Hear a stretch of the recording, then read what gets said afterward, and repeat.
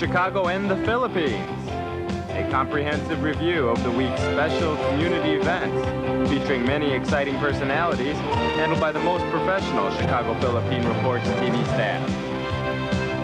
Good afternoon and welcome to the Chicago Philippine Reports TV, still the #1 Filipino show in the Midwest. I'm Girly Pascual. Welcome to our show. Today we have all the top stories from the Philippines. We also have what's happening in our own Filipino-American community of Chicago. We have interesting interviews led by our very own executive producer, Miss Veronica Layton. We have Bridget Cotero Carino. All these are coming up and more afterward from our sponsors. Please stay with us.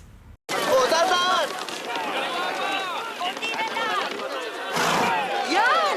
Dito na! Perfect!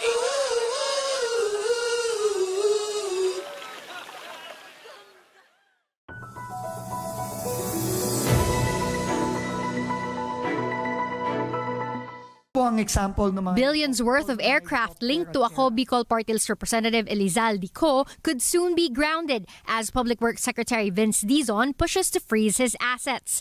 This after receiving a list of planes and choppers owned by companies tied to Co and his family. Based on records from the Civil Aviation Authority of the Philippines, Misibis Aviation and Development Corporation owns 6 aircraft valued at 4.24 billion pesos, while Hightone Construction and Development Corporation, one of the country's top 15 flood control contractors, owns 3 aircraft worth 451 million. In total, these are worth 4.7 billion pesos. Dizon has also issued show-cause orders against several regional directors and district engineers suspected of involvement in substandard infrastructure projects, tampering of evidence, and having lavish lifestyles beyond their means. They have 5 days to explain or face possible administrative and criminal charges. According to Dizon, this is all part of the Marcos administration's effort to not only hold accountable those behind allegedly anomalous flood control projects, but also to recover stolen public funds. Dizon earlier implicated SunWest Inc., a company founded by Co, in substandard flood control projects in Oriental Mindoro.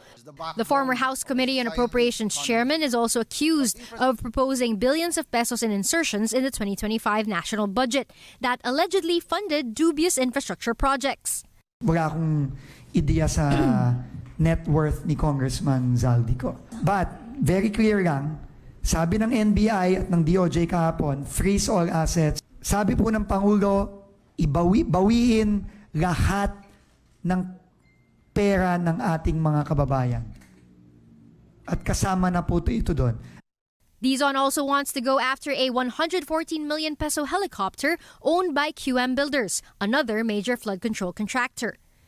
Meanwhile, Dizon is requesting a freeze order as well on nearly 500 million pesos worth of vehicles registered under several DPWH officials and contractors linked to ghost and substandard flood control projects in Bulacan. More than 270 million pesos worth of these vehicles are under the names of contractor couples Sara and Pacifico Curly Descaya, while assets listed under former Bulacan District Engineer Henry Alcantara are worth 670,000 pesos. But Dizon believes they may have more. Meron silang mga kaibigan o kapamilya, pinapahanap na rin po natin.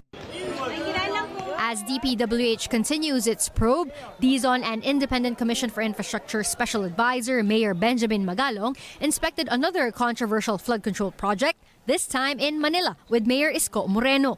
The 774 million peso Sunog Apog pumping station in Tondo has long been the subject of complaints for being defective, but it continues to receive funding for upgrades. Construction began in 2018 during the term of former DPWH Secretary Mark Villar. Natapos ng 2020, nagbayad ng 2020 in full. Fully paid ito. Pero since 2020 hanggang ngayon, never gumana ito. Pero ang naging solusyon nga ni Secretary Bunuan daw is gumastos na naman ng 100 milyon. So kailangan talaga managot dito. And I'm happy na papatawag ng ICI yung previous administrations dito. Unang-una, magkakaroon tayo ng technical at fraud audit dito. Assuming na maayos ito, kailangan imbestigahan pa rin namin. Residents say the project, which was supposedly not coordinated with the local government, has worsened flooding in the area. Ang problema lang po namin dati, high tide. Gatalampakan lang po ang tubig. Pero nung nalagay po yung pumping, gabewang na po. Andrea Taguines, ABS-CBN News. Two dismissed Bulacan public works officials submit sworn statements accusing Philippine Senators Joel Villanueva and Jinggoy Estrada as alleged recipients of kickbacks from flood control projects. Katrina Domingo reports. Senator Bam Aquino is urging the Senate Blue Ribbon Committee to consolidate the affidavits from dismissed DPWH engineers Henry Alcantara and Bryce Hernandez. The sworn statements of the two former public works officials from Bulacan submitted to the Senate Blue Ribbon Committee on separate dates dovetailed on some allegations, including the alleged kickbacks received by Senators Jinggoy Estrada and Joel Villanueva from millions worth of projects in Bulacan's 1st Engineering District office alone. Aside from the two senators, Alcantara also named other personalities who allegedly profited from public projects in Bulacan.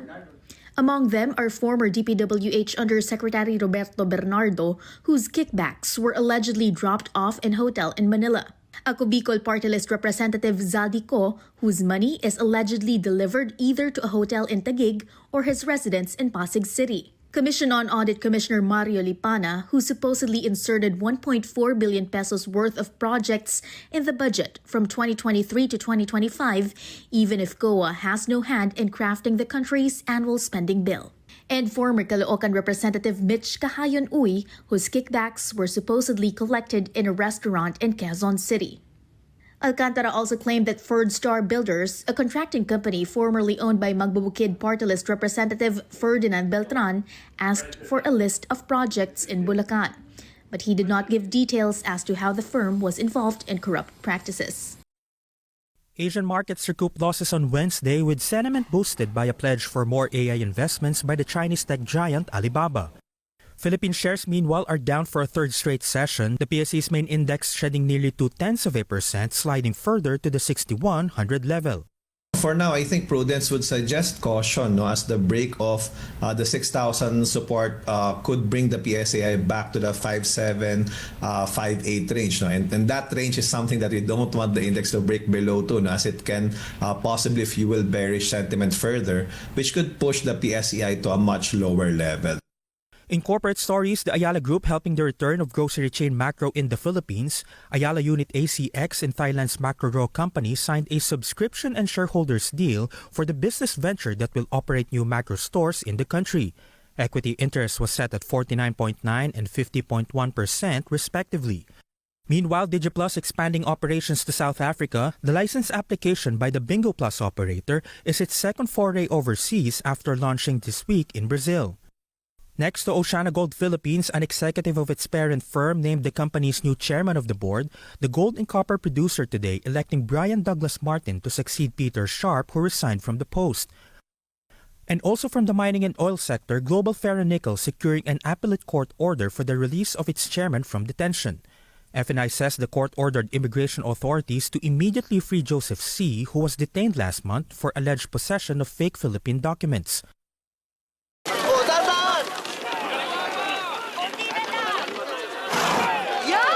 Dito na!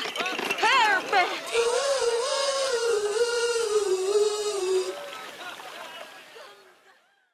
In times of economic uncertainty and chaos, your money means nothing. You may not even be able to get it from your bank or ATM.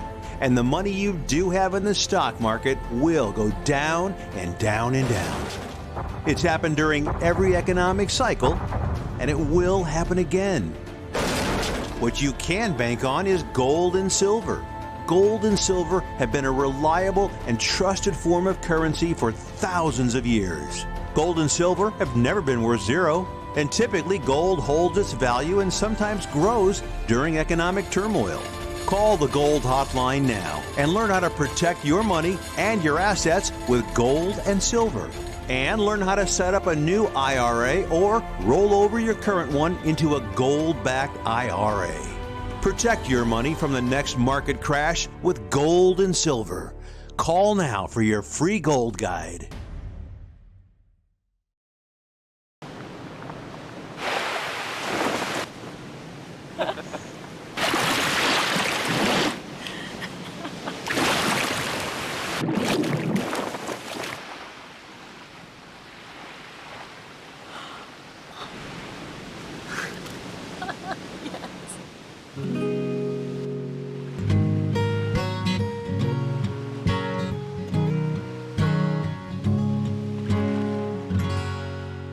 Do you need to get your hands on some extra money right now?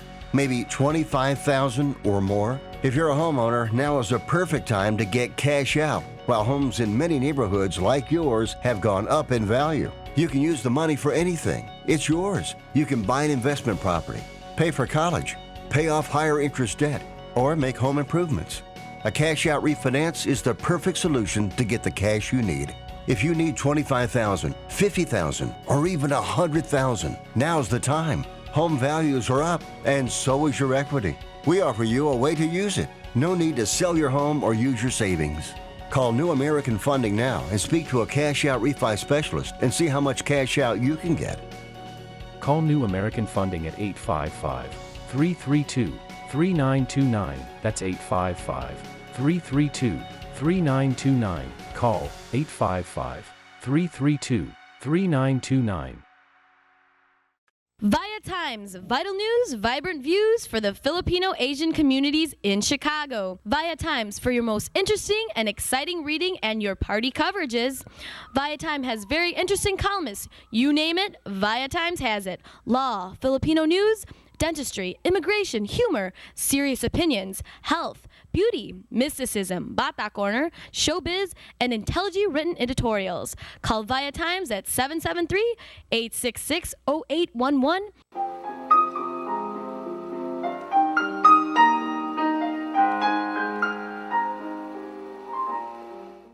Magandang hapon po sa inyo lahat and welcome to Veronica's segment of the show. Today, I have a very interesting guest.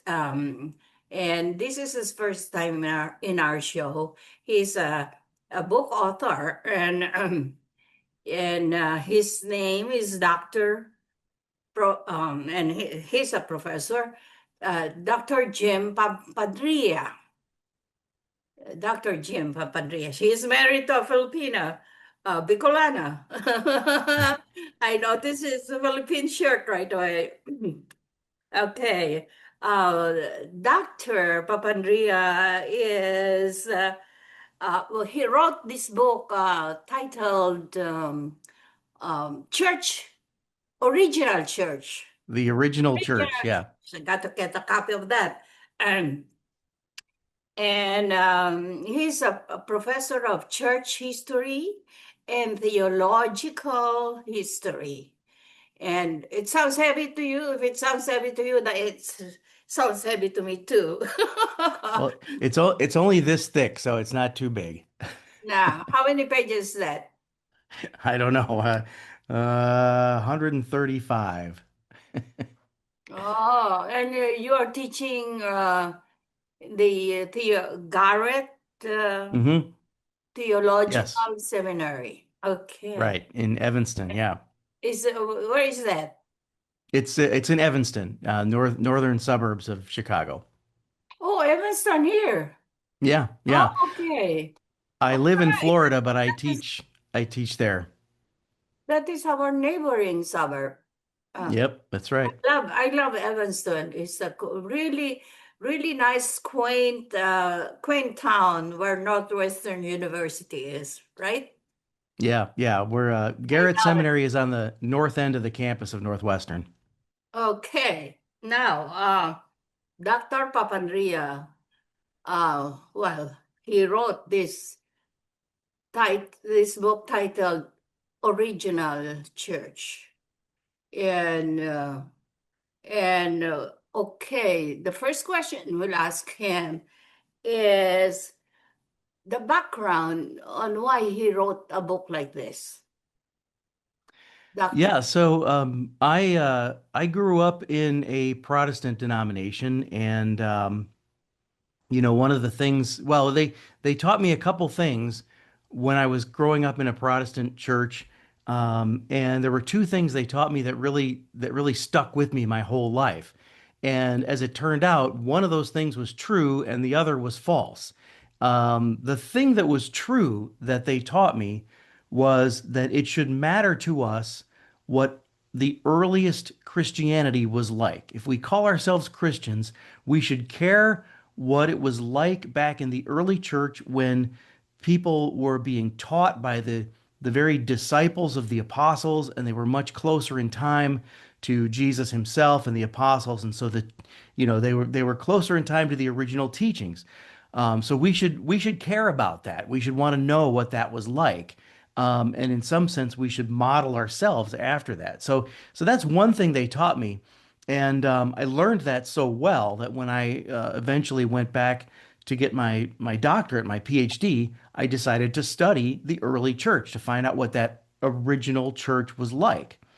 But the other thing that the Protestants taught me was that the Protestant Reformation was about getting back to this original church, that there was some kind of sort of pre-Catholic version of Christianity that the Protestants were trying to recapture.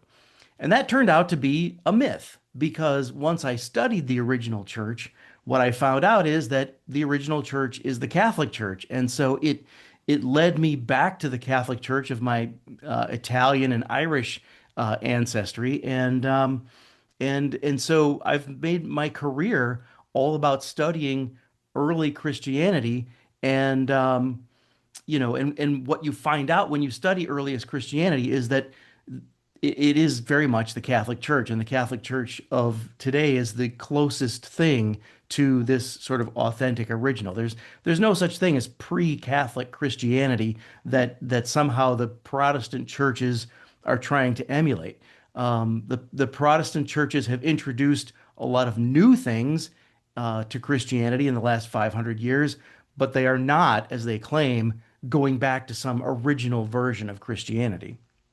And so that's been my whole career, and this book is kind of the culmination of all of that work. Well, doctor, oh, so what you're saying is that the original church is more of a Catholic church? Yeah, All yeah, right, that's right. very good. Right. Well, it's nice to know I'm a Catholic. So, huh, I thought it was more different than that. Okay, but it is. Well, of course, there were differences, and the Catholic Church of today couldn't possibly be exactly like the early church because it's got to have more bureaucracy and everything. But in terms of the authenticity of the church, what the Catholic Church is today has developed in very legitimate ways from the early church. Whereas the Protestant movements, the Protestant churches have all kind of veered off on a tangent in one direction or another. So again, for me, that's why I came back to the Catholic Church. So of course, Once I realized this, I had to. yeah, of course, there will be a difference. You know, um, from original to the modern practices that we're doing in our church, right? Right. And any other kind of churches, I guess. Like in some Protestant churches that I guess churches have to go with the times and Well, I just mean, cannot stay put in what they were taught. and that is exactly the theme of this book, which is how does the church develop without becoming corrupted? So on the one hand, you say go with the times. Well, we don't want to follow the times to the point where the church just becomes trendy, right? But on the other hand, we don't want the church to be some static ancient thing that's irrelevant now. And so, how does the church develop in ways that are authentic without becoming corrupted, but on the other hand, also remain grounded in the tradition and remain faithful to the thing that Jesus started? And again, so we're looking for that balance of development but not corruption, tradition but not static. And so that is what the Catholic Church has done and has been for almost 2,000 years. Okay, since the beginning, my question is, was the original church Were they accepting of women in their churches? Um, well, of course, they believe in Hail Mary. I mean, Mary, the Virgin Mary. Hmm.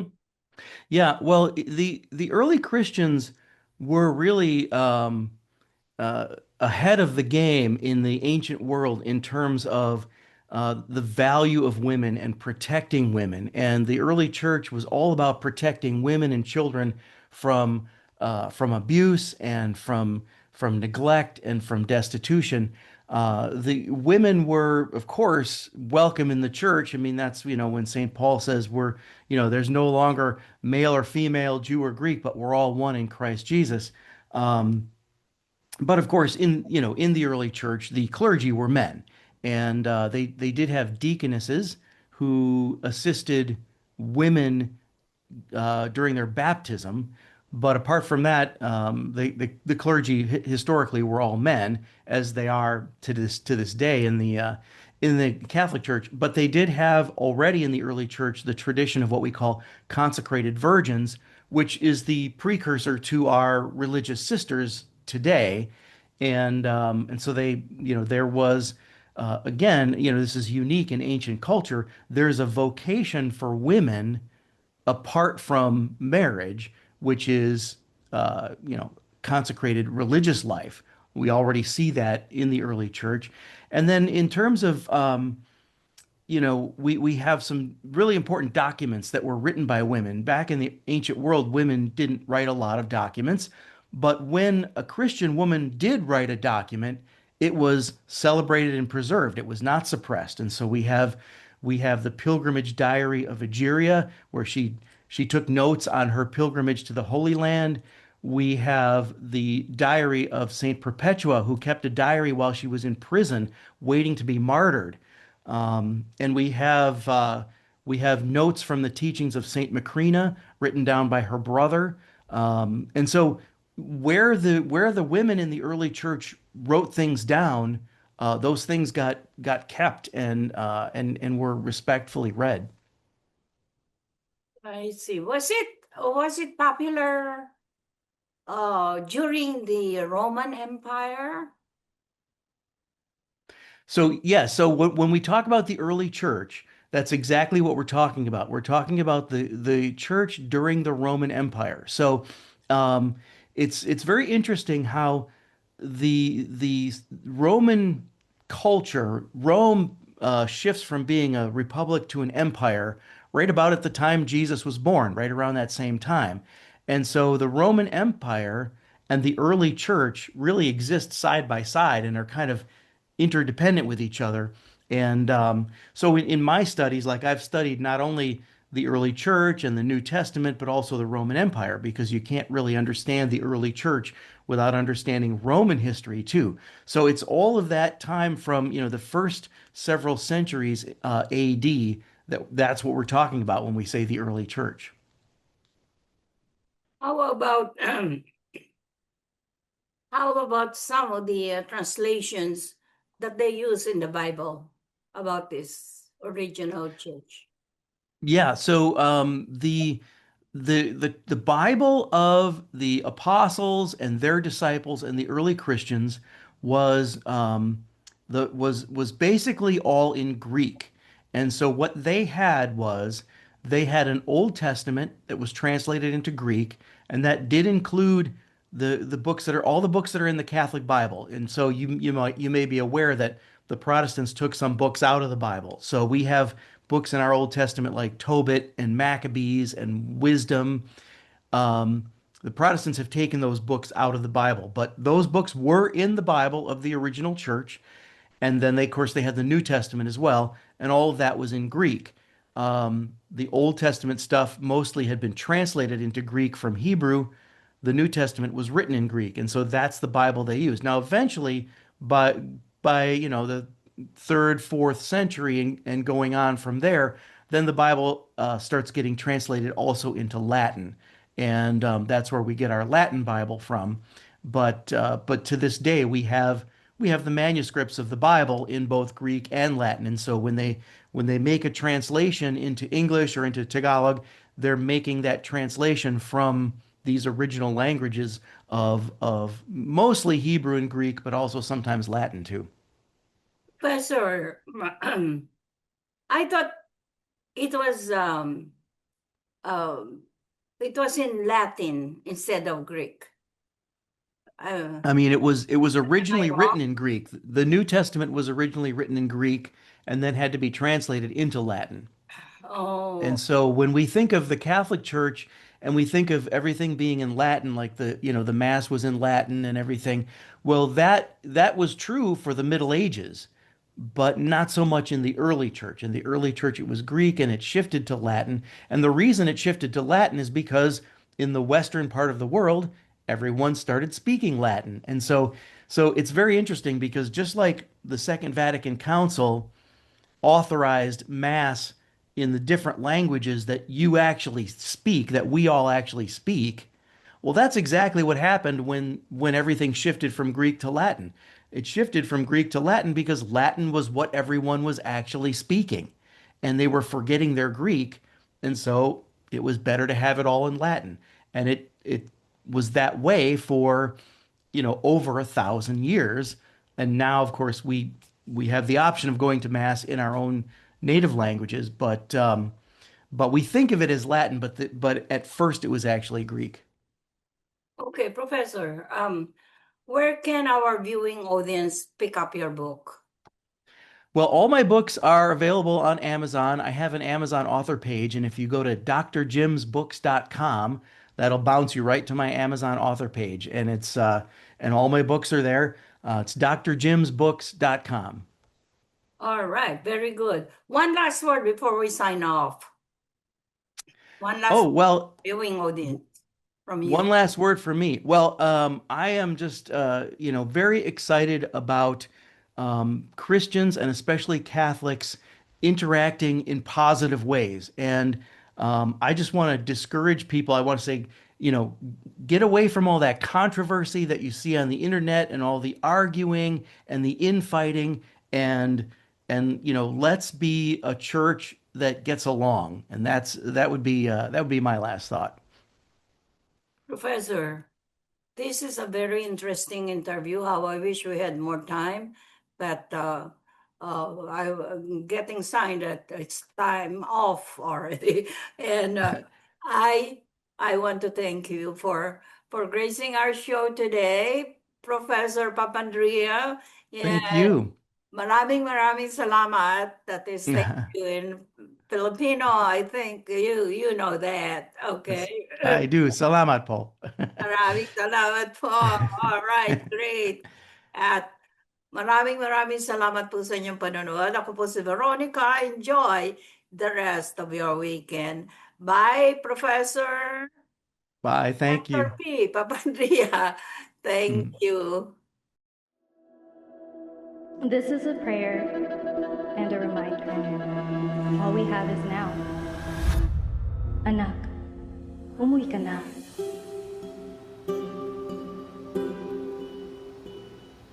Worldwide this morning, growing concern over a growing health crisis. The World Health Organization has just declared that this is a pandemic. Hi. I can't hug you. Don't touch me. Over the last several days, we have seen peaceful demonstrations. Protests over police brutality continued here in Austin. Remember when you started going to college? You came home a liberal? Dad, please. That's what we do to you guys in school. All these people that we never met and never will meet because of what had happened to them. It's just too much. The way that our family communicates is not necessarily, it's not great. What advice would you give for those of us that are struggling? Deal with it.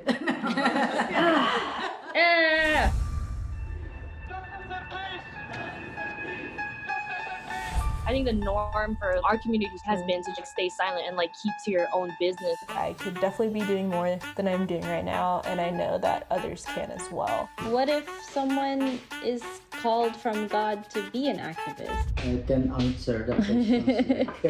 Shouting revolution, oh, I'll break it You don't believe in the Black Lives Matter movement? An advocacy group reporting at least 3,800 anti-Asian hate incidents since last March.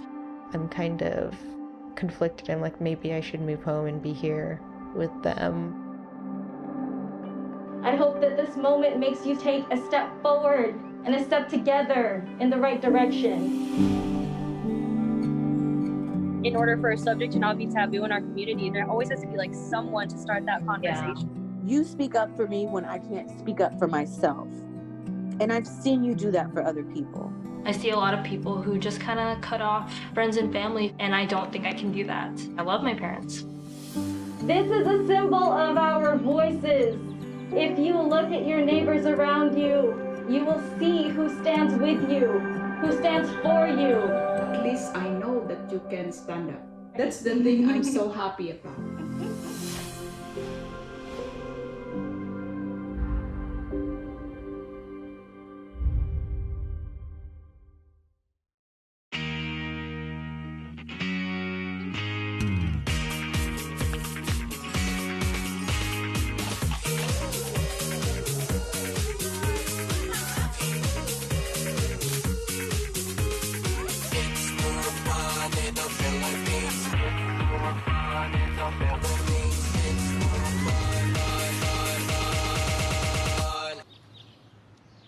It's more fun in the Philippines.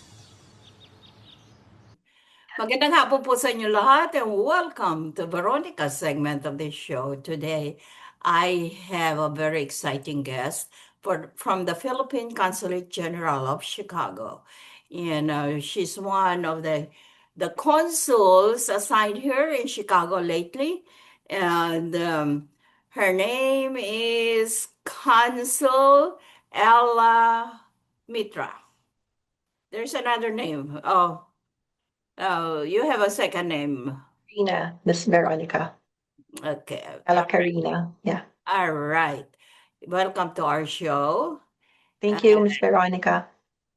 And as one of the consuls assigned here in Chicago from Manila, what is your duties? What are your duties and responsibilities? I oversee the cultural and public diplomacy portfolio of the consulate, and I also function as the administrative officer of the consulate. So I wear two hats. One is for cultural, another one for admin. Cultural and administrative office. I'm administrative officer. Yeah. Oh, so there are four of you, or three or four of you assigned. Three consuls po. So there's two others, Consul Melvin Almonguera and Consul Maria Teresa Alders. Great, terrific. Okay. We welcome you here in Chicago. Thank you po. Nice to have a very good-looking consul. Okay. I invited you here today to talk about an upcoming event to be held at the Newberry Library here in Chicago. What is the Newberry Library? First thing, for those people who really don't know or never heard about Newberry Library. Yeah, Newberry Library is actually a private library here in Chicago, but unknown to many Filipinos here in Chicago, Newberry has a lot of Filipiniana items in their collection. So they have a vast Rizaliana collection, so like manuscripts, correspondences of Dr. Jose Rizal, as well as other materials. They have the Murillo Velarde map, one of the 8, I think, in the whole world. So they have a vast collection, which was acquired in 1800s by the library. So it is actually a private collection of a person named Edward Ayer, and then he donated the collection to the library. Great, terrific. Oh, so their section, their Philippine section must really be large. Have you been? I have never been inside the Yeah. Newberry Library, but I've heard about it. It is mostly tita for research. So much of their collection, like the manuscripts, you cannot access without prior request. So you have to fill out a request and then submit it to them, and then they bring it out, and then that's the only time you can view it. Because a lot of them um are very delicate. So and they're not in the public area, so they're stored. So you have to request access before you can see them. So it has to be arranged Yes, with the the library. librarian then. Okay, and then they will be collecting or gathering all the information. I mean, the information or the books that you would be Yes, reading. yes. Are So if you want to see the original manuscripts of Dr. Jose Rizal, you can visit the library, and then you can request access. We actually have Tita a video which we released last year. It is a walking tour, a virtual video, a virtual walking tour of Newberry Library. So we asked the personnel of Newberry Library to talk about the different collection of Newberry, like the different Filipiniana collection.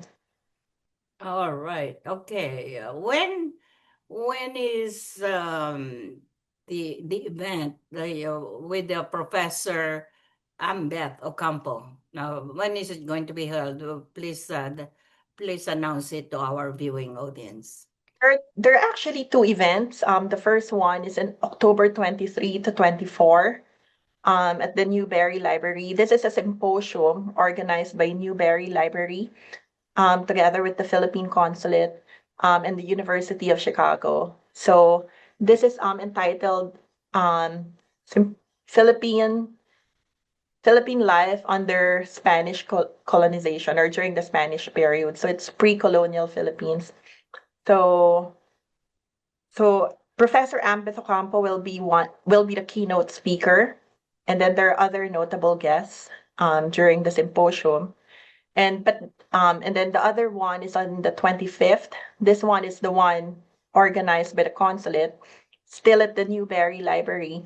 But this one will talk about specifically Dr. Jose Rizal and the Rizaliana collection of Newberry Library. So this is on October 25 at 11 o'clock in the morning. It's going to be for an hour only. And it's there at the Newberry Library. And then there's another event. We organized a lecture for Professor Ambeth Ocampo at the Northern Illinois University. So it's going to be on October 28th. It's entitled Reflections on the Abuses of Philippine History. So it will be held at the Asian American Resource Center and may also be accessed online. All right. Well, the activities for October is really filling up. And it's also because October is also the Filipino American History Month, right? Yes, Tita. That's why I think Newberry they timed it for October in celebration of Filipino American History Month. You must really have your hands full being every October. Yeah, because you're the cultural officer. And but you're not handling the others. Like so many kababayans have been inquiring about. Well, we are the Via Times is also serving as the second consulate here. If they have questions, so they ask us. So number one question that they ask is, well, do they always have to make an appointment to go to the Philippine consulate? For passports, and they have to set an appointment. But if they are senior citizen, they can just walk in. And for other transactions like notarials, they can just walk in. Civil registry, it's via mail po.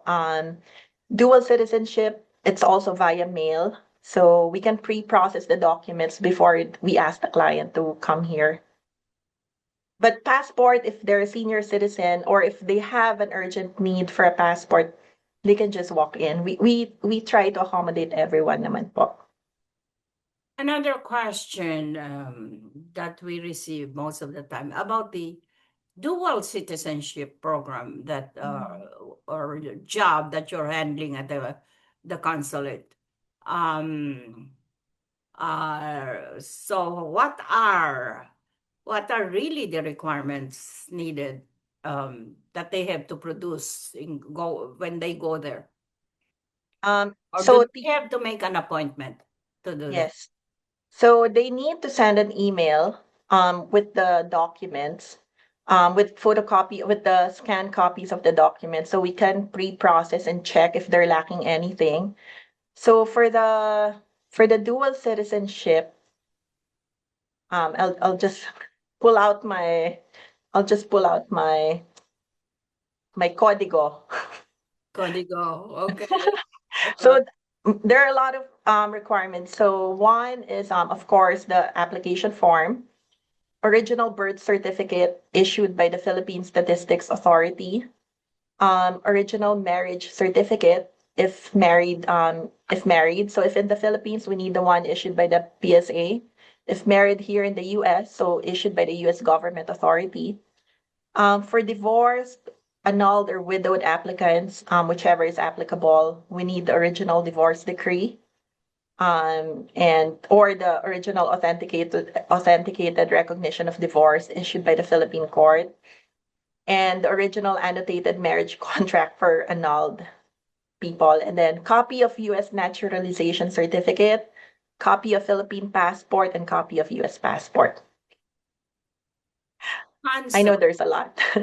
Okay. Consul, okay. This is a very important question. How does the Philippine consulate handle the current crisis of illegal immigrants here in the U.S.? Tita, actually, this portfolio is handled by Consul Melvin Almonguera. So what we usually tell clients is that if they encounter any problems, they can contact the consulate, and we can ask for assistance from the Department of Foreign Affairs in Manila if they need any form of assistance. But if it's consular related, like if they need consular documents, of course we can assist with that right away. But for other assistance, the Department of Foreign Affairs is they have resources for that po. So we can convey the request to them and then subject to their approval. All right, very good. So far, are there many cases that you have handled so far? Tita, actually, I'm not privy to the information because again, it's Consul Melvin handling assistance to nationals. So we each have distinct portfolios here. So I don't know what he's handling po. Okay, one last question. Apo. Not really the second to the last question. Okay, how do you like Chicago so far? As It's very nice. The community is very engaging. They're very engaged, very helpful. So it's making our life easier that everyone is so nice, willing to work with us.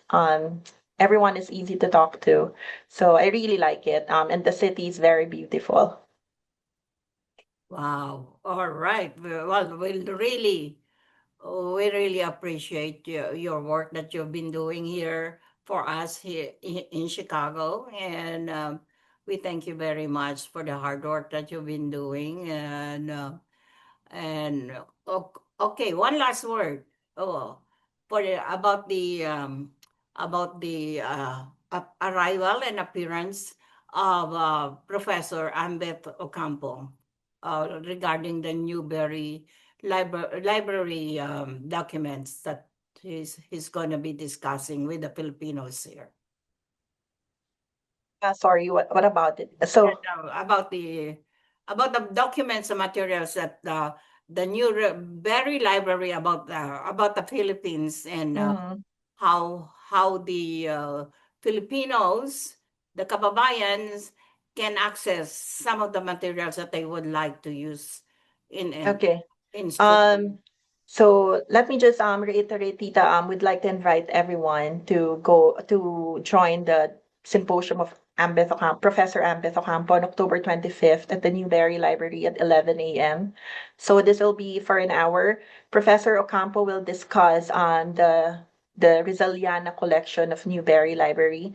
So this and how it would relate to the past and present of Philippine past and present. So also if they are unable to go on the 25th and they want to view the Rizaliana collection of Newberry Library, they can visit the website of Newberry Library and check for the procedure and how to access the Rizaliana collection and other Philippine collection po.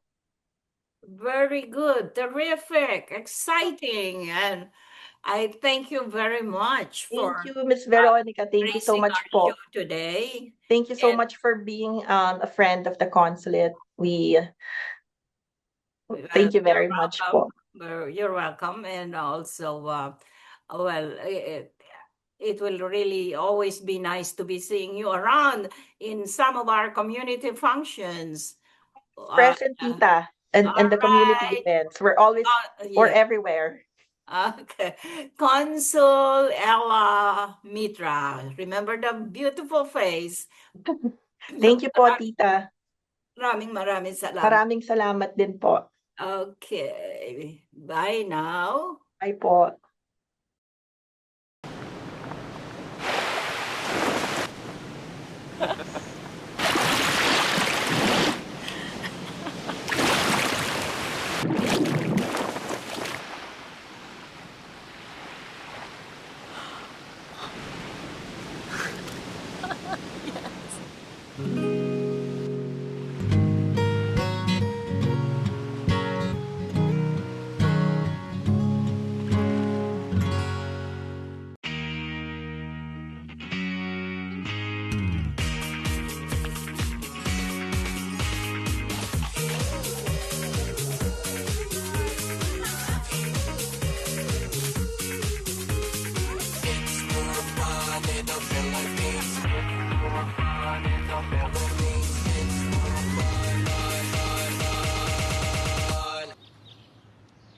It's more fun in the Philippines.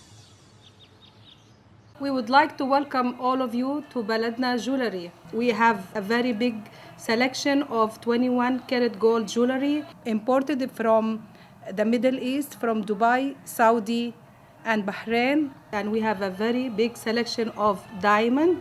We offer free financing for 6 months, and we have a layaway system which you can leave your stuff for 3 months. We repair gold and we buy old gold. Welcome to Baladna Jewelry. Salamat po.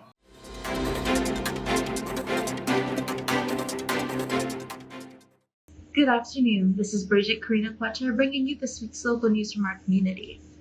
Nearly 250 union tradeswomen, representing 13 trades from 29 states and Canada, gathered in Southeast Chicago for the Union Sportsmen's Alliance's Tradeswomen's Fishing event, held in conjunction with the 15th Annual Tradeswomen Build Nations Conference.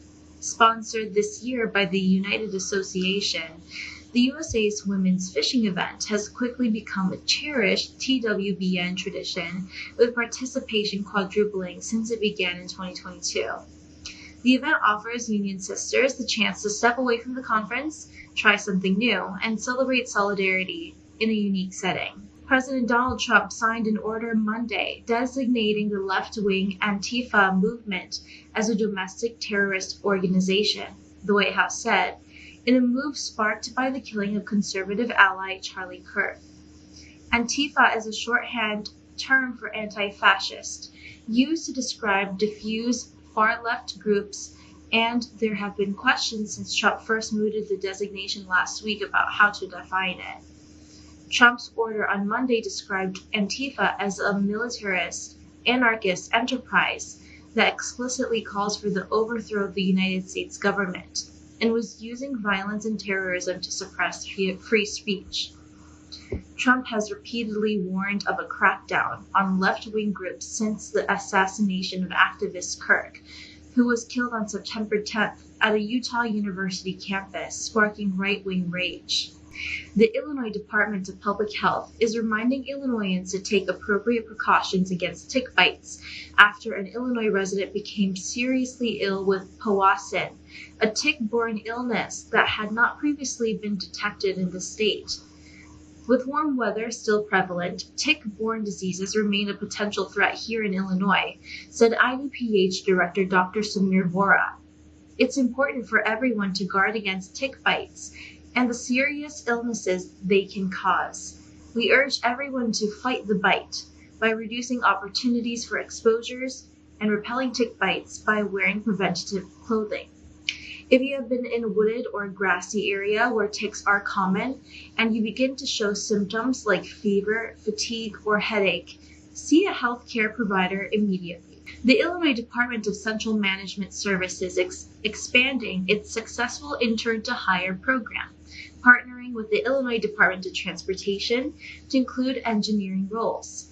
This initiative provides a clear pathway for aspiring civil engineers to launch and sustain long-term service public careers in the state of Illinois. This expanded program comes amid a nationwide shortage of engineering professionals and a historic period for unprecedented infrastructure investment in Illinois. The program offers structured, paid internships leading to full-time state employment, providing hands-on experience and professional development to meet critical workforce needs. Governor J.B. Pritzker and the Illinois Arts Council announces awards totaling $16.2 million in grants to 123 artists, arts organizations, and communities throughout Illinois. This year's funding empowers the creative sector, bolsters youth employment in the arts, and enhances regional arts initiatives across the state. The arts enrich our lives, our communities, and our culture, said Governor J.B. Pritzker.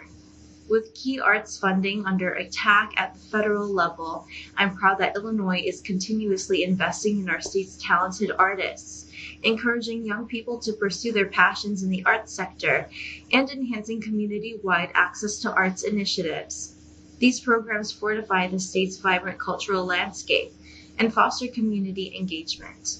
The Illinois Department of Natural Resources has awarded nearly $1 million in grants to support 15 stewardship programs managed by land trusts on land protected by the Illinois Nature Preserves Commission.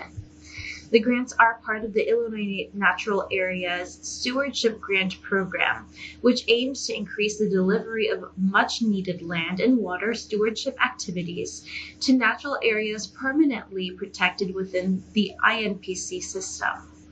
Given the growing stewardship needs of natural areas throughout Illinois, this grant program funds projects that help land trusts expand staff and purchase equipment for these activities. That's all for today. Thank you for watching our news this week. This is Bridget. See you next time. This is a prayer and a reminder. All we have is now. Anak, umuwi ka na.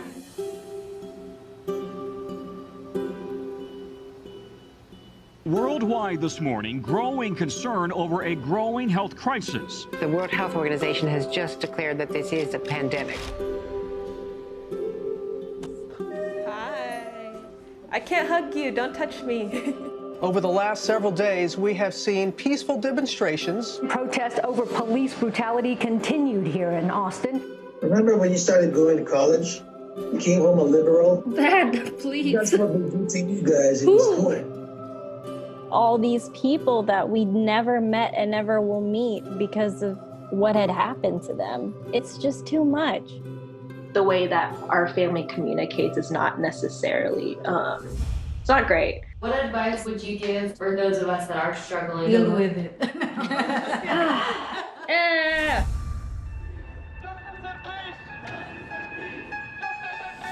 think the norm for our community has been to just stay silent and like keep to your own business. I could definitely be doing more than I'm doing right now, and I know that others can as well. What if someone is called from God to be an activist? I can answer that question. Shouting revolution, oh wow, breaking each tradition.